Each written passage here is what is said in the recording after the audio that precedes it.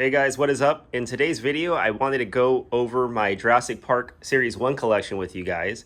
I was in my garage earlier and realized I haven't really gone through this stuff in a few years.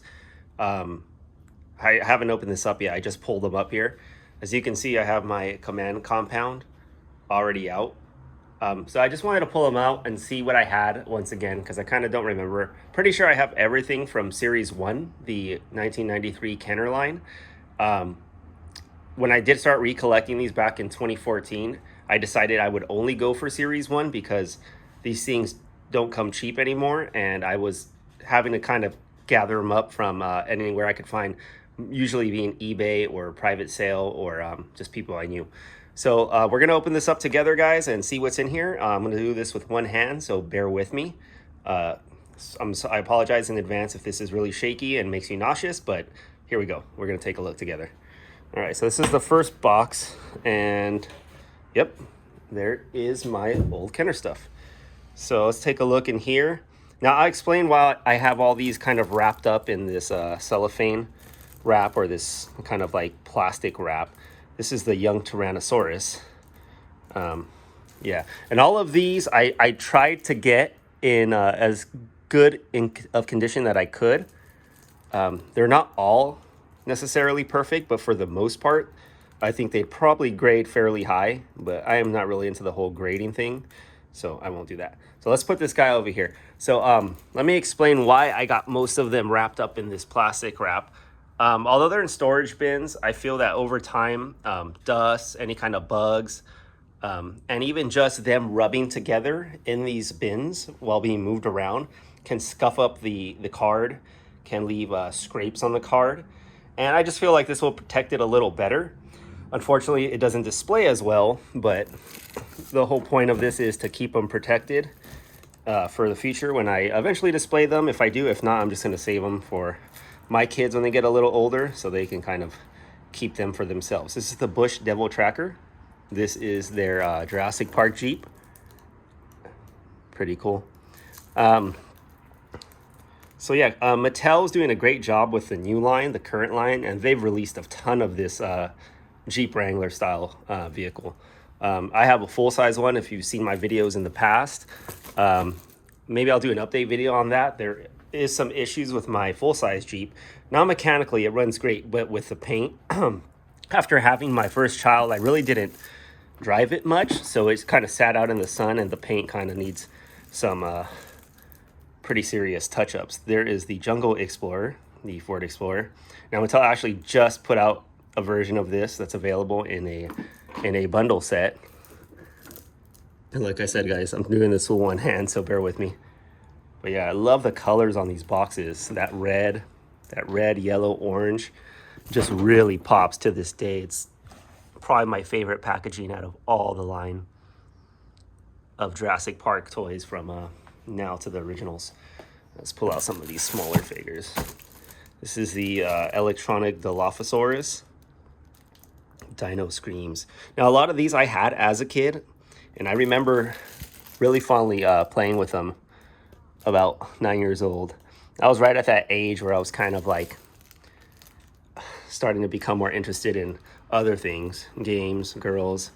But Jurassic Park came out at a perfect age for me. I was 9 years old, and it's been a huge part of my life ever since, because it just takes me back to that time of when I was a 9-year-old, didn't have the responsibility and worries of an adult, and I think we can all relate in some way to that. This is the Dino Screams Velociraptor with a slashing claw.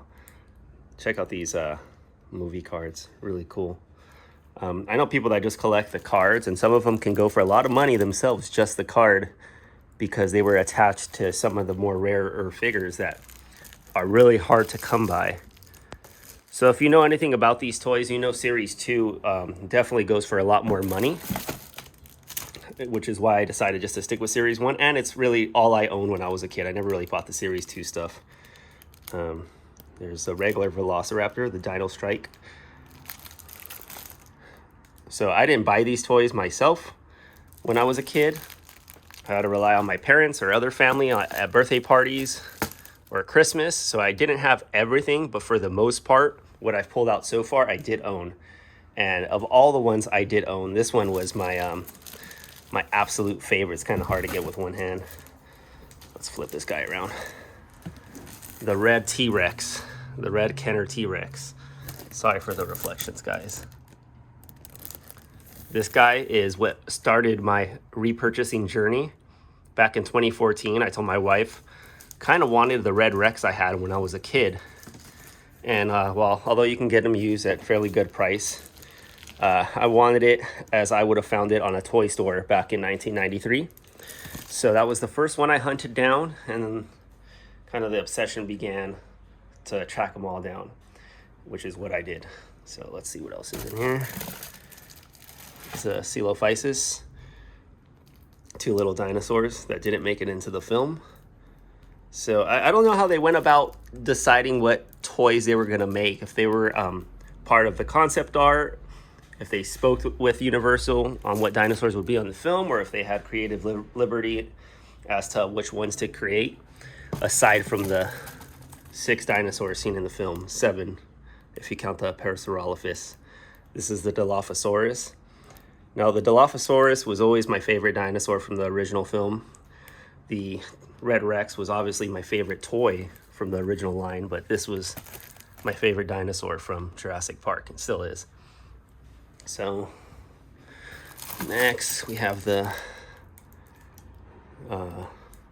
Dimetrodon. That's how you say it, I guess. Kind of don't remember. Now, I do love dinosaurs, obviously, but it's Jurassic Park that really started that love. Like any you know, grade school boy, I love dinosaurs. I try to learn the names. I love going to the museum. It's a pteranodon. But I never became too obsessed. And although I am obsessed with this film and the dinosaurs of it and the Stan Winston designs, a lot of people assume I automatically know everything there is to know about dinosaurs, and that I love anything dinosaur related, which is partly true, but not necessarily fully true. So yeah, ask me anything about a Jurassic Park dinosaur, I can probably give you all the details on. If you run into me at a museum, I'm probably not going to know what I'm looking at. And nothing wrong with that, guys. There's no need to know everything about everything. It's okay. This is just a hobby. And this is a good example. I had a relative kind of give me these for Valentine's Day. Thought I'd appreciate them. And I do. I do like getting things like this, gifts like this. But honestly, this is probably stuff that I'd never pick up myself. But it's nice when people think of you and, yeah, give you a gift. This is a great book, guys. If you haven't read this book or flipped through it, The Making of Jurassic Park has a lot of incredible information, images, and this is an extra copy I have in mint condition. Again, that one, I believe my brother picked up for me at a collectible shop when he saw it. So I have it. My other version is very well worn, and I've looked through it many, many times. This I picked up at a comic convention. This might be a little difficult to open. I'll do it on the floor. And with one hand. And I had seen it plenty of times before, but I never picked it up. And now they go. Sorry, guys. Now they're pretty rare. This is a set of lithographs, really nicely painted, not painted, printed photos of all the Crash McCurry designs for Stan Winston Studios. And you can see his signature there. These aren't hand signed, that's a printed signature, but this is a hand numbered piece. So they made 7,500 of these. These appear on eBay every now and then. I forget how many exactly is in the set, but these are beautiful prints, guys. Great for framing and putting up and displaying. But I don't really have much wall space as it is, so in this box they will stay for now. So in the future, when I do have the space, I'm just toss this over there. When I do have the space, I'm gonna try to get as much up displayed as possible. And there's the rest of box number 2. And how did this guy get in there? That's not Jurassic related. Again, other gift I've received over the years was a laser disc of the first movie and The Making of Jurassic Park, narrated by James Earl Jones. on Laserdisc as well. Pretty cool collectible. These pop up every now and then. You can find them at flea markets, on eBay, and other places. Just cool collectible to have. Don't know what the value is on stuff like that. I don't think it's much. It's just not very difficult to find. It is just a neat gift to have. So this is the rest of my Series 1 toys. Here's my Stegosaurus. And it's kind of a shame, I know, that I do have them wrapped like this, as I would love to show you in greater detail with all these reflections. But I think this is going to help them last much longer and avoid unnecessary damage and scratch marks, having them set up like this. Here is the Triceratops. Beautiful sculpts for the time. Kenner really did a good job. They were always my favorite toy company when I was a kid. I thought they put out the best sculpts and paint jobs, and I remember I was really into Batman the Animated Series, and I loved everything from Kenner that they were putting out during those times. Now, another popular cartoon of the time was X-Men. And X-Men was cool. I was never really too into it. I was never really obsessed with it. But the toys by Toy Biz were, they were cool toys, but they weren't as well made quality-wise. If I remember, they would always fall apart, or there'd be a lot of variations in the sculpts and the actual designs. Capture Copter. This is cool. This is another one of those just created by Kenner, just to expand the line and give kids something they thought would be cool, something they'd beg their parents for. And it's pretty cool. I never owned that one as a kid. And here are my actual human figures. There's a Muldoon. And there was a few different versions of these put out. There were some that had a movie card, which was like a picture of the film, and some that had a black background card instead of this gradient, this red yellow gradient. And I don't have any of those. I try to keep them all the same when I was trying to find them, just so that it would match up. But value is about the same, I believe, across the different variants. Here's the Nedry figure. They all come with these crazy weapons, guys, that you would never see in the film. Kind of has like a water pack and a mini baby Dilophosaurus. Kind of maybe an inside joke there by Kenner.